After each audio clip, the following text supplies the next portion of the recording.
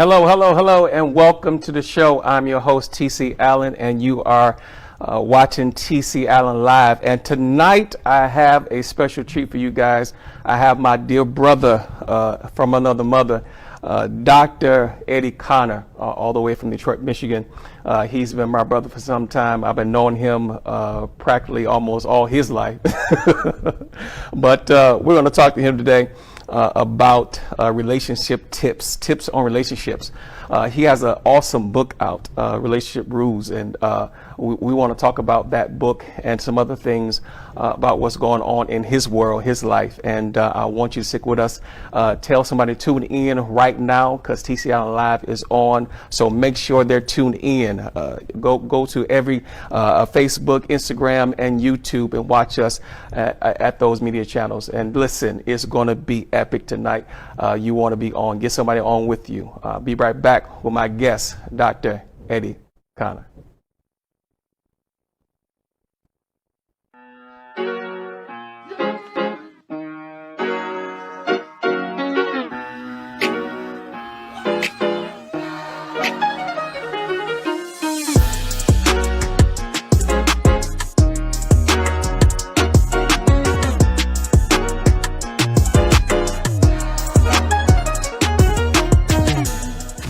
Sucks. Honey, ready to look at the budget? No. You need Cube, the first and only proactive budgeting smart spending app card combo. So, how does it work? Please tell me it's easy. Okay, it's easy. First, you'll connect your bank, allowing you to deposit your money. Next, you split your money into different spending cubes according to your budget, goals, and lifestyle. Cubes are like piggy banks with purpose. One for your mortgage, groceries, travel, shoes, whatever. And they all connect seamlessly to your Cube card. Don't worry, it works just like a normal card, except better. Because it puts you in control of your individual spending habits, whatever those may be. Oh, yeah!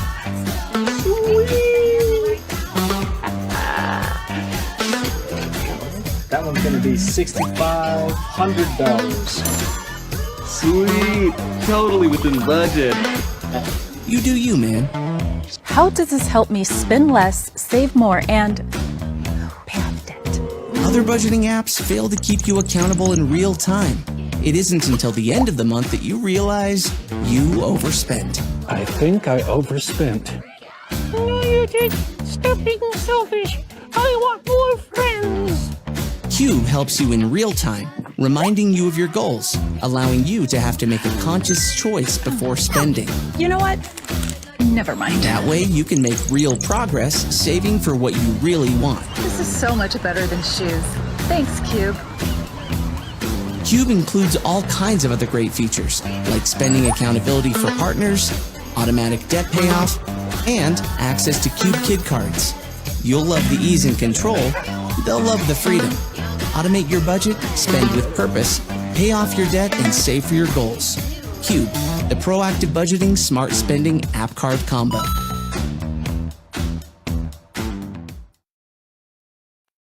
Are you suffering from fear and anxiety? The Allen Counseling Clinic is here to help. Our goal is to help you grow from your struggles, heal from your pain, overcome your fears, and get the relief from your anxiety. Call now. Area code 424-295-6227. Telehealth is now available.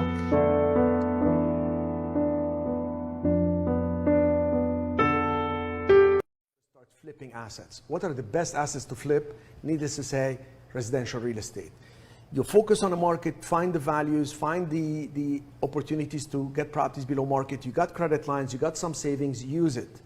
Get a property below value, flip it as quickly as you can, right after you rehab it, any way you can. That's going to build your cash reserves. As soon as you flip properties, the next step, learn how to reduce taxes. There are ways to use structures and jurisdictions like what I've done with Puerto Rico to reduce your taxes tremendously. That's going to be the biggest push in your life. It's going to lead you into the next step, which is going to be buy and hold. That's when you get properties at market value or slightly below, bring in a tenant, increase the value. That's going to take you to another level completely, because now you're holding for income stream. All your work has residual value. Your life takes another level. Family, is yours truly, Dr. Eddie. Listen, it's official, like a referee with a whistle. My new book, Relationship Rules, is everywhere, y'all. And I'm empowering you to build healthy relationships, but also purposeful partnerships. You can do that. I want to show you how to do that simply by going to Amazon. Go to Barnes & Noble. Go to dreddieacademy.com/book to get a signed copy. I'm empowering you to win in the areas of love, leadership, and leveraging your purpose. It's all about the book Relationship Rules, because relationship rules. Dr. Eddie Connor Jr. Please welcome Dr. Eddie.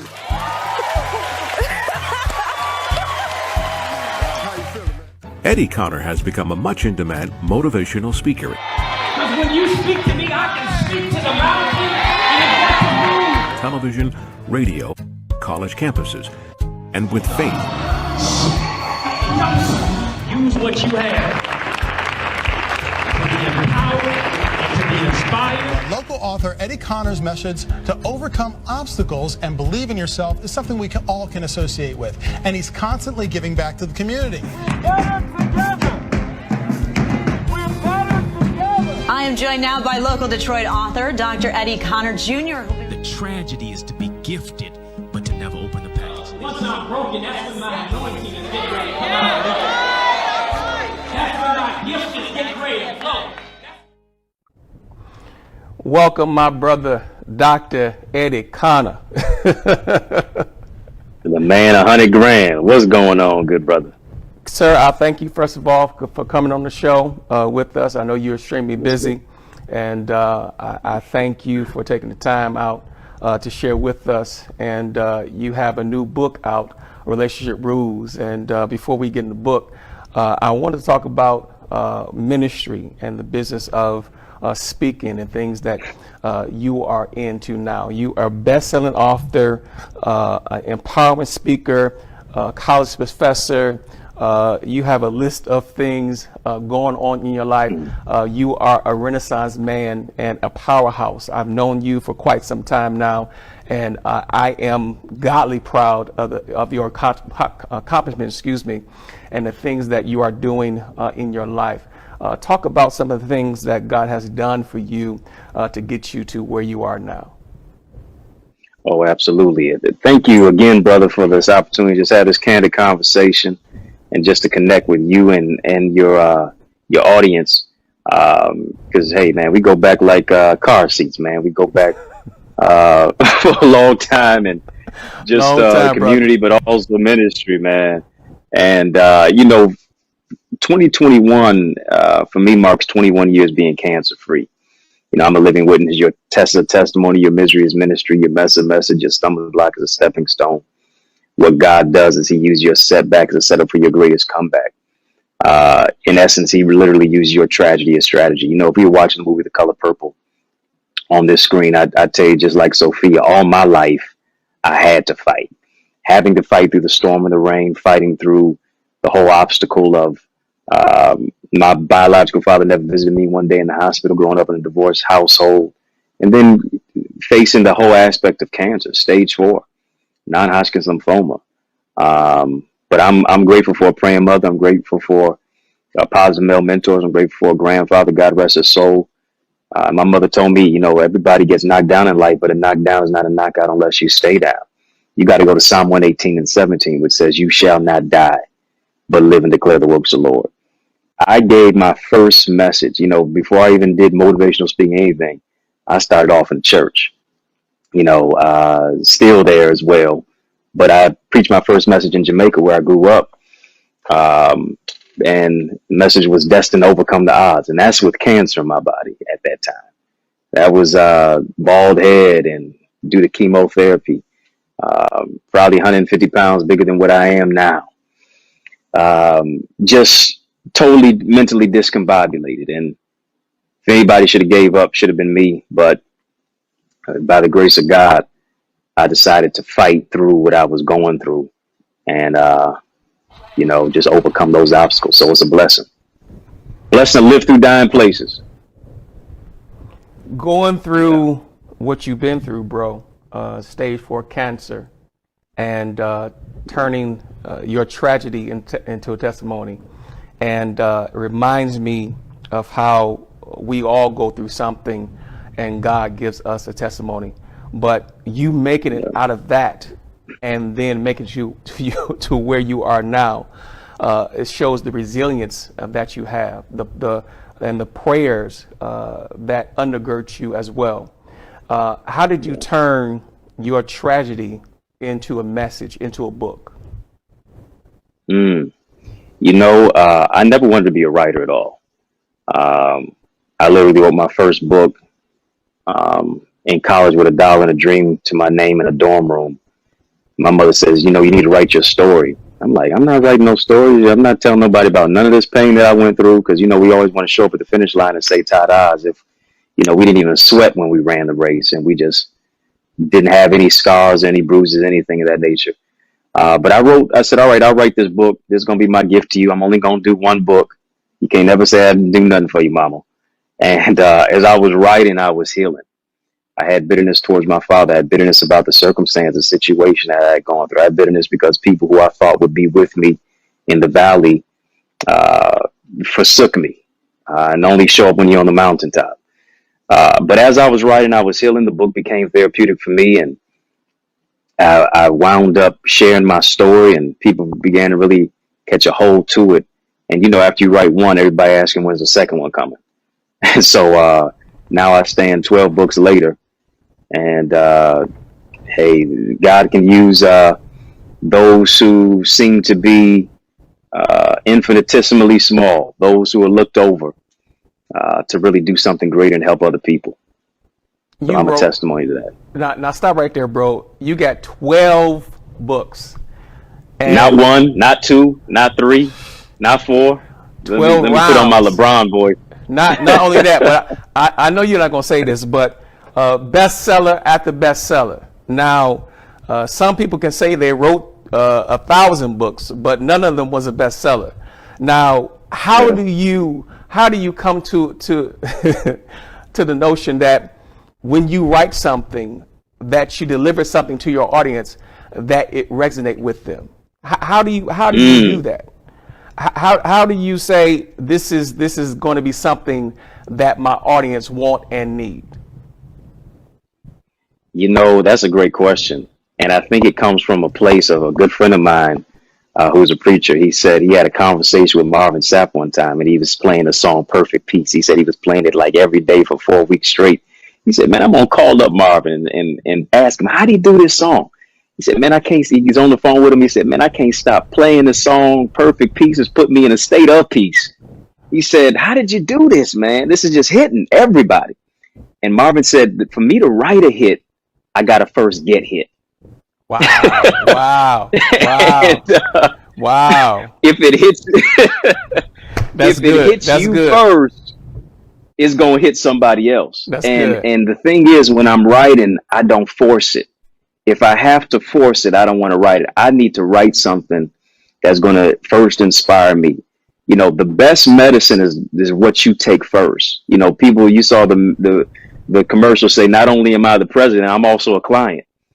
Taking your own medicine first before you can deliver that to somebody else is transformative. And so first it hits me. And if it hits me, then I know it's going to hit my target audience that I'm going after. Wow. Wow. Now let's talk about your book, This Relationship. Now you wrote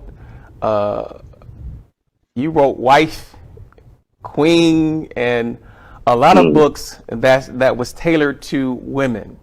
Now this book, Relationship Rules, and I read the book, and I love some of the stuff you have in there. And so, do you feel that your ministry, your calling, or your gift is to speak to women? I don't think it is the seminal gift. I think it is one of them. You know, I'm glad I can say that before I ever wrote a book to women, I first wrote a book to men, that being My Brother's Keeper. You know, I definitely did go down the trajectory for the trilogy of Dear Queen, Woman and Wife, not even knowing that it would even turn into a trilogy. And I think with this new book, Relationship Rules, it comes full circle because oftentimes the relationship rhetoric is always skewed in the aspect of how women should prepare, what women should do. You know, we chasing women with the scripture of Proverbs 31. You know, who can find a virtuous woman? Her price is far above rubies. But what we don't do, and I talk about this in the book, Relationship Rules, we don't talk about Proverbs chapter 20, verse 6. Because we always say, well, who can find a virtuous woman? Where's the scripture for men? Proverbs chapter 20, verse 6 is that scripture. Who can find a faithful man? Because sisters want brothers to be, brothers want sisters to be virtuous, but sisters want men to be faithful. And I think we're in the place, especially in this generation, where it seems to be relationships are so transactional, but they're not accountable, to where we're asking the question, who can find? When 1 in 4 black women are slated to only be married, when 25% of millennials say that there is no need for marriage at all, I think we're in a place of asking who can find. You know, it's easy to find a 7-Eleven. It's hard to find a Ruth's Chris. It's easy. It's easy to find a thrift store. It's hard to find a 6th Avenue. Woo, that's good stuff. Now, in your book, bro, chapter 3, delivered but not healed. That got me. How can you be delivered and not healed? You know, in the church you say you delivered, but when we say delivered, some of us may mean, you know, delivered from something, but it does not mean that you're whole and healed. So talk to us about that chapter. Yeah, you know, we say take your burdens to the Lord and leave them there. But what do I pick up when I leave it there? Because the thing is, you know, deliverance is in many cases, it can be instantaneous and episodic, but healing is a process. You know, the thing is, when you think about the Hebrew boys who were in captivity, yes, if I don't bow, I still believe that God's going to deliver me. If you throw me in the fire, I still believe that God is going to deliver me. I'm delivered out of the hand of Nebuchadnezzar. However, coming out of that now is a process of healing, because I went through some things that I saw. I went through some things that I experienced. I went through some traumas and some triggers. And if I don't find the place of healing, now I attach to people who reflect my brokenness, not my healing. I connect to people who reflect brokenness and not wholeness. I form trauma bonds. If you don't heal, now you bleed on people who didn't even cut you. And so healing is a process. It takes the time of, yes, praying. Yes, it takes the time of intercession, but it also now takes some counseling. It takes some therapy. It takes you understanding that in order for me to have elevation, I got to have some separation in my life. Right. Now you said a key word, counseling. Now the stigma behind black folk and counseling, we don't go to counseling. And so even though we hear it all the time, my wife and I run a counseling clinic, Allen Counseling Clinic. And we hear it all the time that everyone tells them not to come to counseling, but they are glad they did. Now talk about that. Talk about taking care of your mental health, and how does that coincide with your healing? Like you said, healing is a process, but you may need some counseling. Let's talk about that. That's right. You know, being transformed by the renewing of your mind, not by the renewing of your car lease, not by the renewing of your marital vows, really by the renewing of your mind. And if anything, there has to be that transformation, and it takes the place, especially when you think about us as men, for us to even go and we don't even like the word help. Don't help me with the directions. Don't help me with this, that, and the other, because oftentimes it's seen as castigated as weakness. We have this S on our chest that we want to parade as if we're Superman, but in many cases, not that we're strong or that we're successful, but sometimes it just means we're sad, we're suffering in silence, and we need somebody to talk to. Even you think about the word mental, mental health, the prefix of mental and health, men heal. That's what we got to get to the place of us taking the time to heal, because oftentimes vulnerability and masculinity cannot coexist in the same space. That vulnerability is seen as femininity. And the question becomes oftentimes, where can men go? You know, beyond the barbershop talk, you got to appear strong. In the community, you got to appear strong. When you're walking down the street, you got to mean mug somebody even in a suit. Right. Where can we go to actually have these types of conversations that are courageous, that don't emasculate us? Right. But they say, yeah, you got your muscles, your Mercedes, this, that, and the other. But what about your mindset? Because if you got all that, but your mindset is off, you're going to lose it all anyway. Lose it all anyway. And that's key, because we talk about taking care of our physical health, and we're strong and make sure we got the muscles and take care of our bag, get in the bag, but we don't take care of that mind. Right. And so that's key. right. That's key. Now in the book, I got to go to this chapter, because this is what we was talking about the other night on your show. We get to your show in a minute. Purposeful partnership. Now that's key. Purposeful partnership. Talk about that, and how it's key to make sure that you're in a relationship of purpose, and not just focus on the bag, not just focus on material things, but are we purposed to come together? That's so true, because you know, I write about this in the book that most people don't like to hear it, but love is not enough. I don't want, people always say, yeah, I want to fall in love. Fall sounds like it's a trap. I don't want to just fall in love. I want to stand in love. In many cases, you want to stand in purpose with somebody, because the thing is, you've got to first say I do to you before you say I do to somebody else. You've got to get to a place of where you first partner with your purpose before you ever expect a purpose partner. A job is what you're paid for. Your purpose is what you're made for. And so many times we believe that people are going to complete us. Nobody completes you. Only God does that. Nobody's going to be the source of your fulfillment. Yes, they can bring about happiness, but they're not responsible for your happiness. They're not responsible necessarily for loving you. They should complement the love that you have internally. And based on who you are is what you attract, or what you reflect as well. And so I think being able to partner with the purpose that God has given you. You know, so many times we say, okay, well, I'll write the book when I get married. Maybe God wants you to write the book in your single season, so that the person who he wants you to be with is going to already have prior knowledge of you. Well, I'll start the business when I get married. No, maybe God wants you to connect with an entrepreneur, CEO, that now becomes your purpose partner, so to speak, to where once you get married, it's not so much of an uphill climb, but you're able to soar on wings as an eagle. But can you do the groundwork? Can you take the time to understand it may not be your time to date? It just might be your time to wait.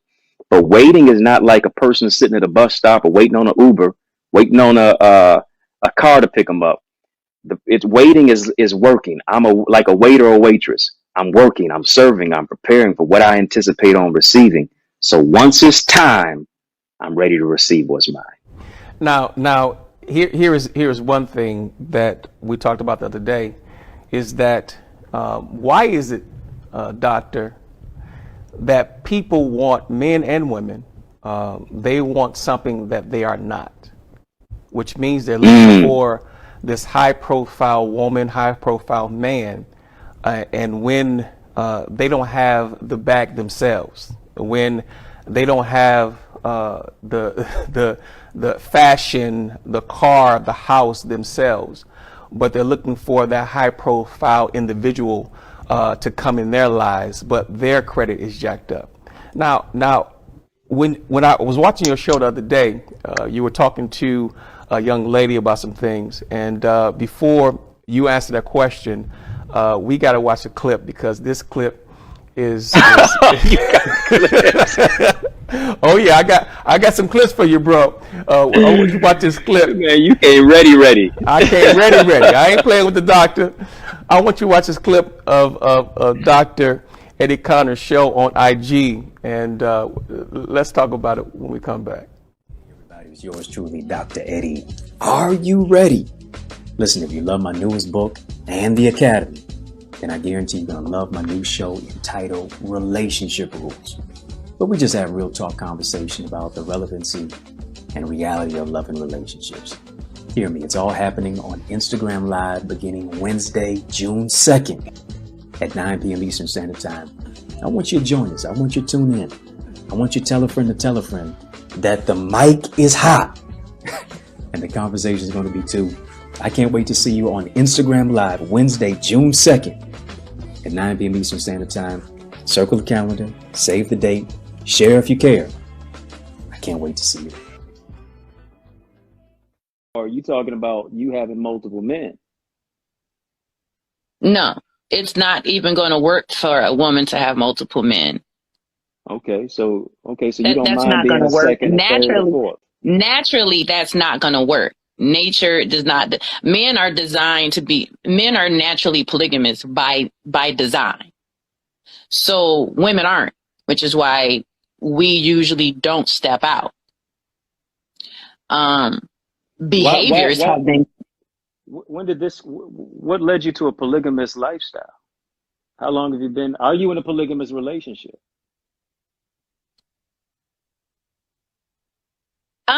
Currently. Polygamy can cancel out struggle. If you meet a man that is sustaining himself to the point where he has enough for like 3 or 4 women, why would I, as a sister, tell my sister that I love her and be so selfish? So if I meet a man that is financially capable of handling 2 and 3 women, then I don't want my sister to struggle. She's going through something, and then I'm like, oh, well, I hope it gets better while we over here sitting on thousands and thousands and millions. That is selfish. We can come together and we can build from the inside out. He's already polygamous by nature. I'm not the only woman that he's looking at. I'm not the only woman that he desires. It takes a whole lot of energy for a man to be with one woman. It takes a whole lot of energy for a man to be with one woman because he is designed to admire all women. So in terms of, and this is maybe a man who can't control himself. Maybe that's it's not even about can't. It's not even about.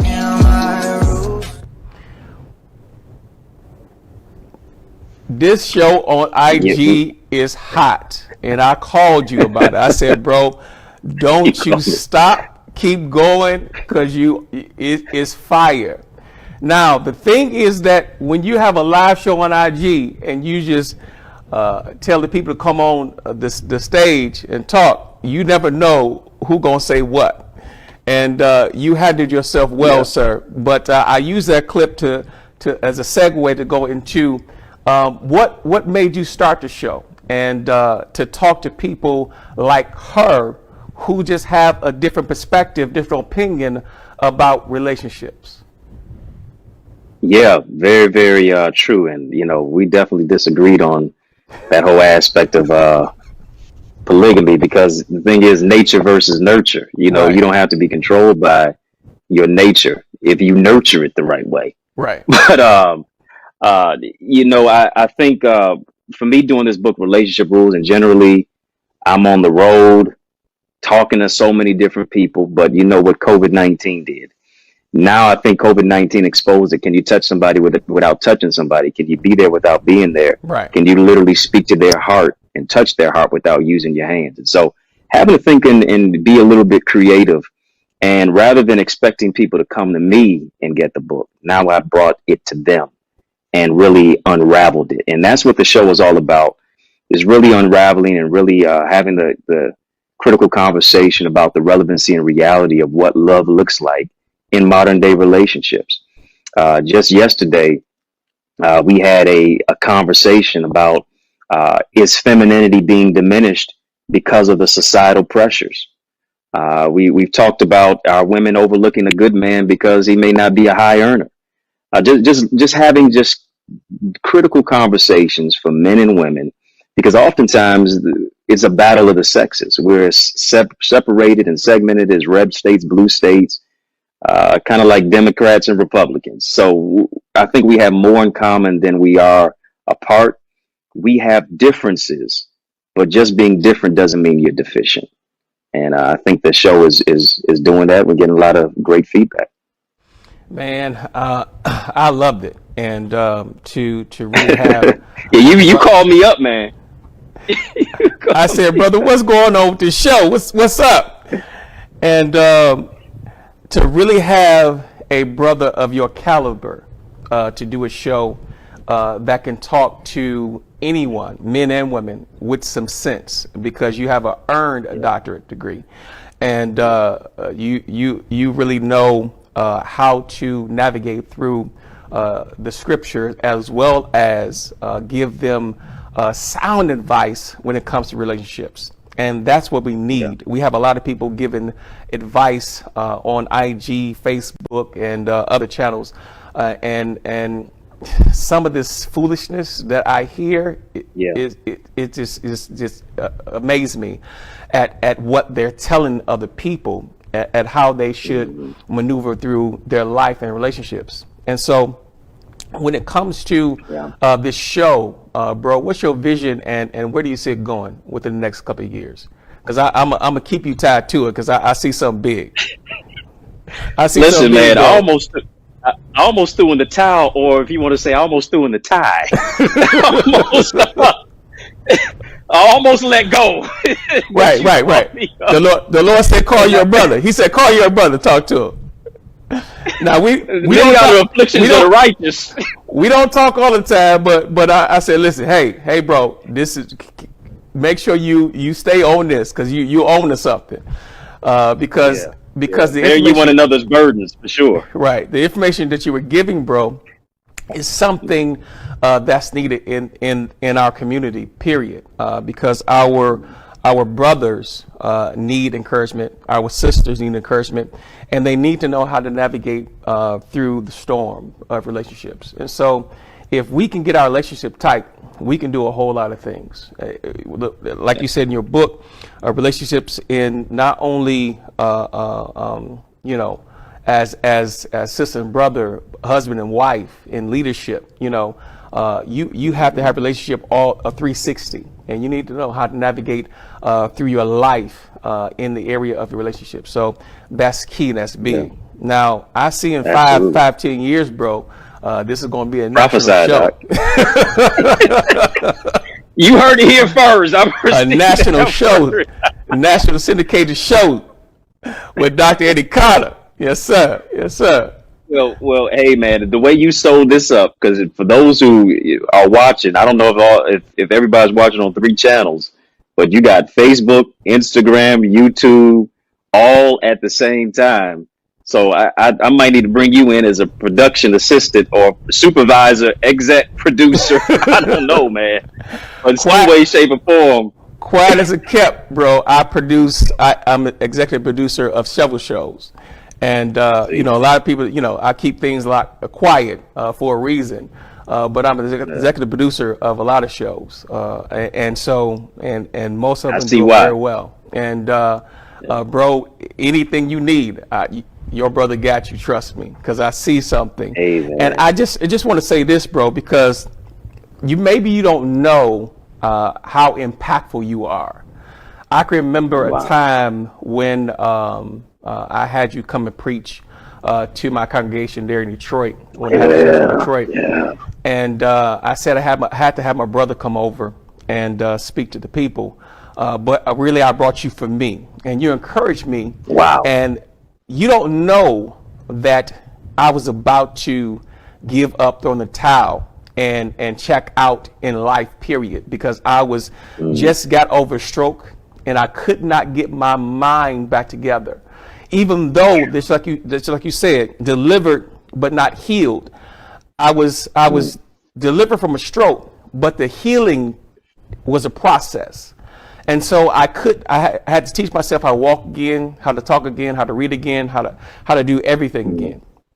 And so mentally, because I read myself full and I preach myself empty, I could not remember quotes anymore. I could not remember my sermons anymore. I could not remember the various things I pride myself on when it came to speaking and preaching. And so I was in a state of depression that I couldn't draw from. The well was there, bro, but my mind was in the process of healing, but I could not draw from the well. I could not remember a lot of things that I preached over the years. You know, you have at least 5 sermons that's your top 10. You know, your top 10. You can go anywhere and preach your top 10 and crush the house. I mean, crush the house. You know, you got that 10 to 20 scriptures that you can pull from. You know, you got that 10 to 20 quotes that you can pull from, and things that you have remembered over the years. But all of that was gone. And when I went to speak, I started stuttering. I could not get my speech and my mind to connect together. And bro, as a thinker, I was depressed. I was going into a stupor that I want to check out of here. But I remember you coming by. I said, bro, I want you to come preach, you know, and I want to bring for people, but I brought you for me.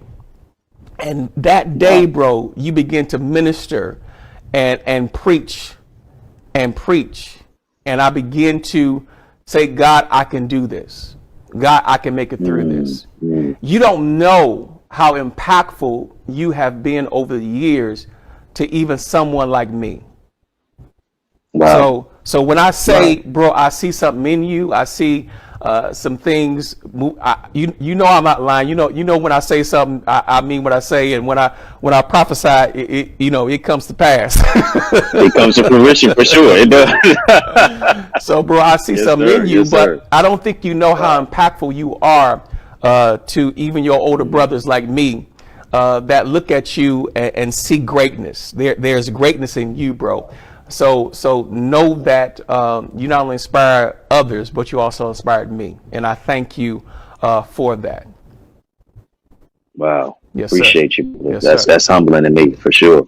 You never know the impact that you make on other people, and you just pour into so many people, man, and your pour reaches literally all over the globe, all over this country. Detroit, you what up though, brother? You know what I'm saying? And all the way to the ATL. Right. And God is just taking you and expanding your territory. So, hey, iron sharpens iron. I'm blessed just to be connected. Yes, sir. For yes, sure. sir. But bro, thank you. I want to go to another commercial break. We'll be right back, and we'll get into this academy that you have. When I say my brother is doing it, he doing it big. Now I want you to stay tuned. Stay tuned while we interview my brother and Dr. Eddie Connor. And listen, get somebody on the screen, tell them to tune into Facebook, Instagram, tune into YouTube and watch because this brother is phenomenal when it comes to relationship building and how to navigate through relationships. So stay tuned. Don't go anywhere. We'll be right back with my brother, Dr. Eddie Connor. Are you suffering from fear and anxiety? The Allen Counseling Clinic is here to help.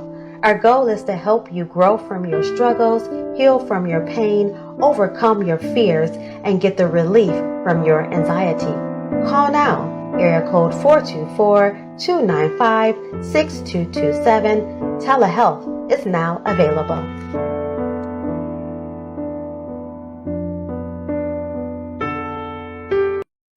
Kid old enough for money but too young to deal with a checking account? Oh, and you don't really want to deal with cash? You need the Cube Kid Card. Reload right from your bank account, set parameters, and spend just like a normal debit card. If the card is lost, no problem. Without the app, the balance is zero. Get yours at cubemoney.io. The formula of the best business in the world is 3 things. You may want to write them down because it's going to help you completely in your thinking of business. 3 things. Number 1, you got to be able to say, 1, I'm helping others. Because if you don't add value to others and help others, it's going to show right away. Nobody's going to want to come in with you. It's just, if there is no value for others, they're not buying it. Number two, I'm having fun. What is having fun? That means I'm growing, I'm contributing. So if you're growing, that means you have profit, right? Contributing, you're helping others. And number three, and I'm making a profit. Think about it. If you're just making money, but you're not having fun. If you're making money and helping others, but not having fun, sooner or later you're going to say, I don't want to do it anymore. I'm just tired. I'm just feeling like I'm giving and giving and giving. You start complaining. What if you're having fun, you're helping others, but you're not making money? You guys say, what the heck is going on with this? I'm working too hard. This is like brokers. A lot of brokers, real estate agents do that. It's just, they have fun in the beginning. They feel they're learning, growing, but then at the end of the day, they say, I'm helping so many people make money and I'm not making enough. How fair is that? What if you're having fun, having profit, but you're not helping others? They will revolt against you sooner or later. So this is the perfect formula. It couldn't be any simpler. Hey family, it's yours truly, Dr. Eddie. Listen, it's official, like a referee with a whistle. My new book, Relationship Rules, is everywhere, y'all. And I'm empowering you to build healthy relationships, but also purposeful partnerships. You can do that. I want to show you how to do that simply by going to Amazon. Go to Barnes & Noble. Go to dreddieacademy.com/book to get a signed copy. I'm empowering you to win in the areas of love, leadership, and leveraging your purpose. It's all about the book Relationship Rules, because relationship rules.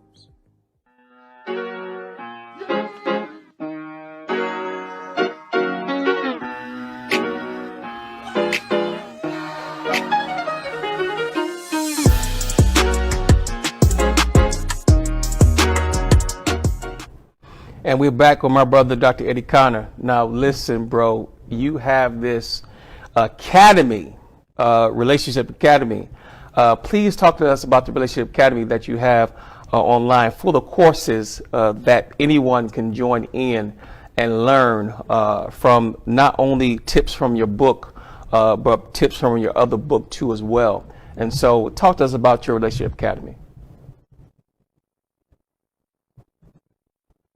Bro, your sound is. Oh, okay. Can you hear me? Yeah, I hear you now. There we go. Can't mute me for too long.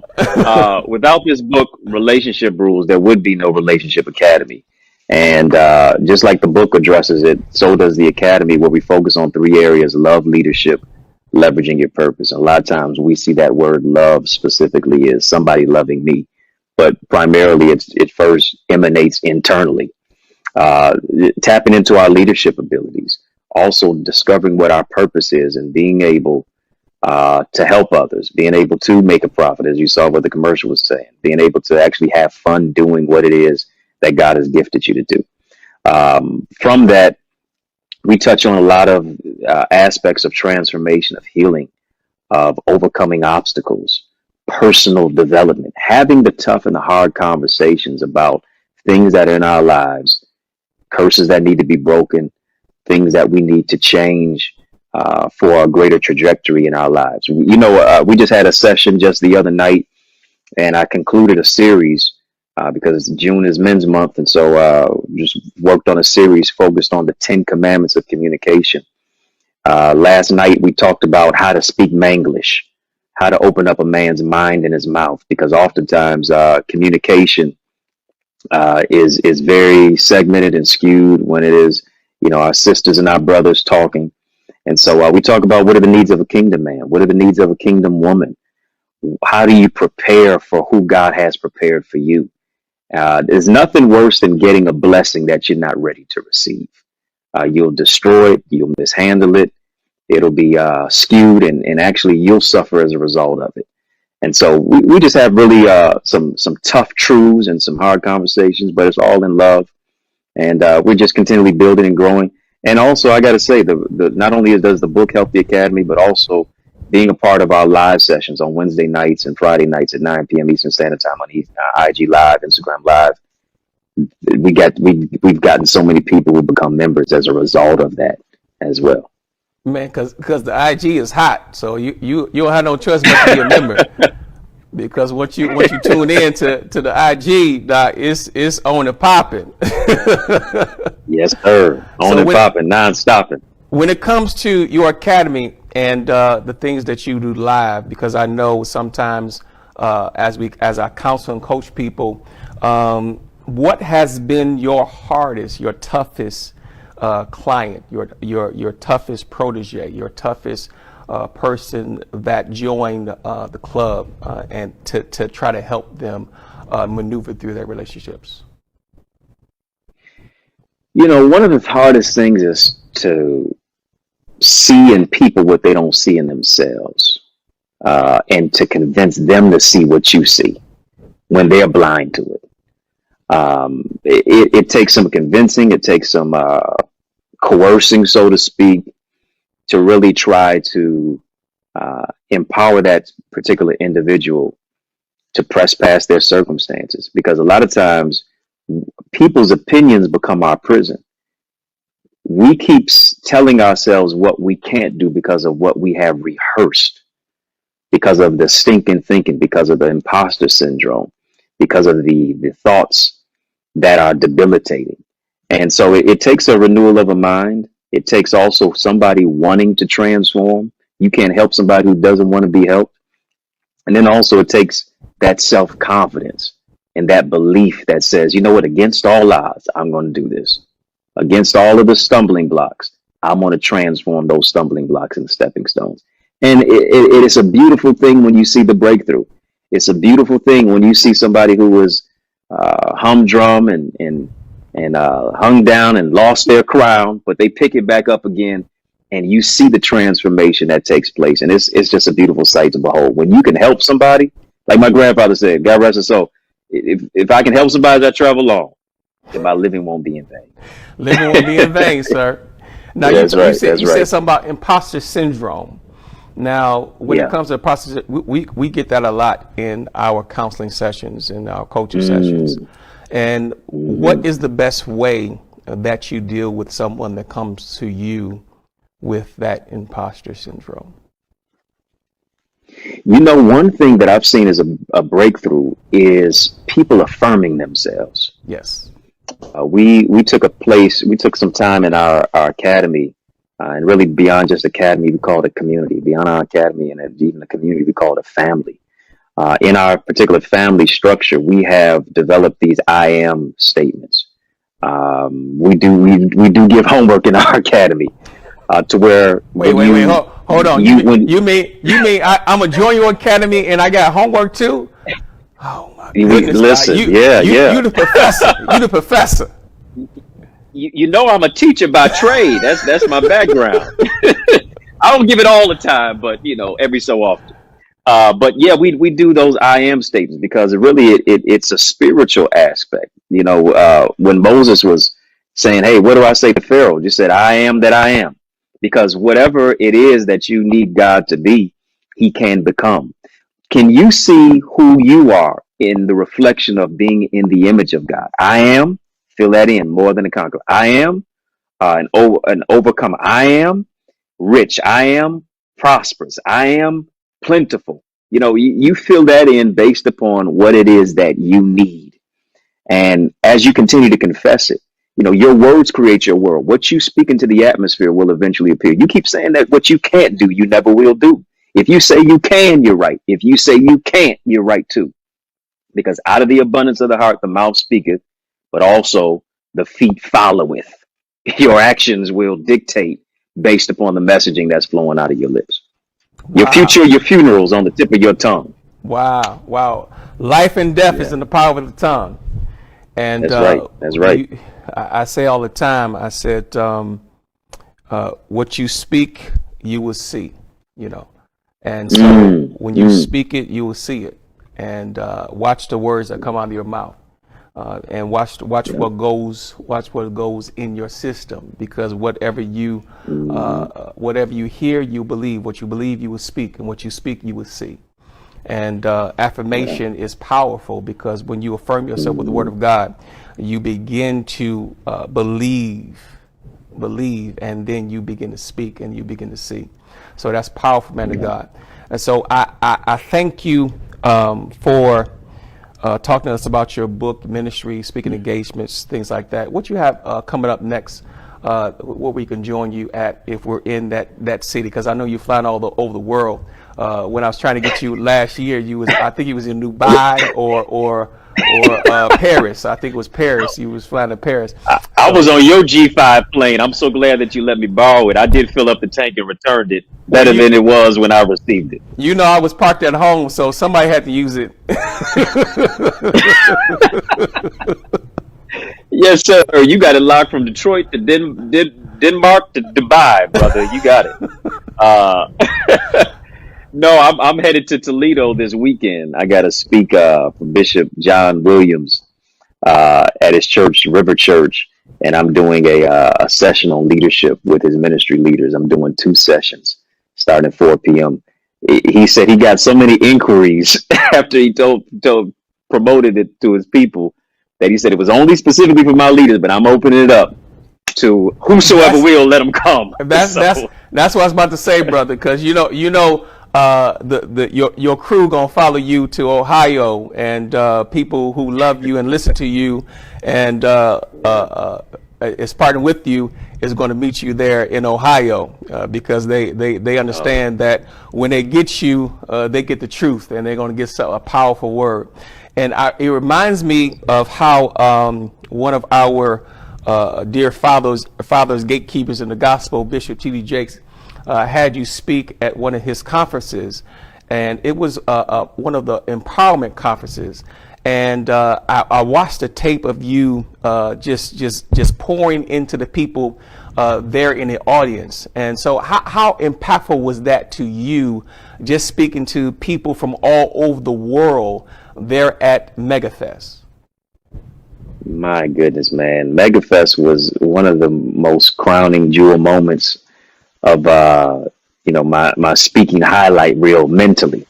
I was invited to come and speak in Dallas, Texas, and you hear in the invitation like somebody playing, somebody pulling my leg, somebody lying to me. So I'm in Dallas, Texas, man, and I'm in this auditorium, and I'm behind the curtain, and I'm getting ready to come out, and I happen to peek past the curtain where nobody could really see me, and I see so many people out there. It's probably about, I don't know, maybe close to 2,000 individuals right there, just sitting in that specific room. I mean, they had to call the fire marshal in because they would not allow any more people to get into the room. It was literally jam-packed. I looked past that curtain. I said, oh, my goodness, I don't know if I can do this. You know how you try to talk yourself out of what God wants you to step into. Talk yourself and out I of it. I had to affirm myself. Prescription ain't no good if you can't take your own medicine, man. Right. And that's good, bro, because if you're not in that place, like when I speak and things like that, get nervous, been in some gigantic rooms, gigantic audiences, and I'm like, whoa, Lord, it's all you, none of me. And so how did you make it through that? Because when I watched the video, you don't see that you were nervous or that you were trying to affirm yourself. You went in. Was that your alter ego? It was me reminding myself everything that you went through prepared you for this moment. That's it. Everything that I went through that I thought was painful became purposeful, and that I could not get to that stage without a testimony. That everything that I'd gone through was that place to build it to get to that stage. And so I said, hey, you know what? You didn't fly to speak for T.D. Jakes' MegaFest just to be quiet. You had times laying in the hospital where you couldn't even open up your mouth because the cancer was growing around my vocal cords. And so I came out there, man, with pulling no punches. I said, let's go. And thankfully, God anointed it. And I had to remind myself this. If I'm not nervous, something's wrong. Something wrong. That means I'm trusting in myself. Right. In my own ability. But man, you, Absolutely. you came out to, like we say in the pulpit, you came out the bullpen fighting. You came out the pulpit like you was fighting Mike Tyson. Right. I came out there, man. I said, we gonna slay a couple giants in here, man. And we had church for sure. Sir, you did an awesome job. And just that alone, I know, geared you towards moving further into your speaking business, because speaking to an audience like that, and people inviting you all over the world to speak, and what is your I asked that question because what is your topic that you love to speak on? I have about 5 of them. Wow. But topic wise, when it comes to teaching, when it comes to ministering, when it comes to, you know, being in front of that business casual crowd, what is your top top topic that you love to speak on? Boy, I think it's a combination of purpose, pain, and power. That's good. And an infusion of all of those, because I think it takes the pain to find the purpose, and the purpose now empowers you to empower others. Yeah. Because, you know, it's like Jesus feeding the 5,000. The reason I can handle the breaking is because of the blessing. And the more that I'm broken, the more people that I'm able to bless. That's good. That's good. And so it's really a duplication of oneself into the lives of others. Nobody can be you. Nobody can really say it the way that you say it, Elder Allen. Nobody can be so intoxicated with the exuberance of their intellectual verbosity like you can. But you have a rich reservoir of resilience and wisdom that when you speak to somebody's life, they don't leave the same way that they came, because every encounter is a power encounter. Right. And the reason I can move into a place of power encounter, because I've had some pain, but the painful process became purposeful. That's right. To now be powerful. That's good. That's good. That's good. Yeah. Well, sir, it's time to wrap up the show. And man, you know we can talk, get on the phone and talk all day long. Oh man, we just having a conversation. Everybody else just watching. That's all we doing. We can talk all day long. I remember the time we was in church, and we were supposed to be out there in the pulpit. We in the back talking and philosophizing. Bishop rightly like, divide the scriptures with truth. Yeah, Bishop like, what Tory Eddie at? Now we back there kicking it. Going around. That's what we doing. Man, last words, bro. Give us some tips for relationships out of your book, and let people know how to reach you and where they can find you on social media. Oh, absolutely.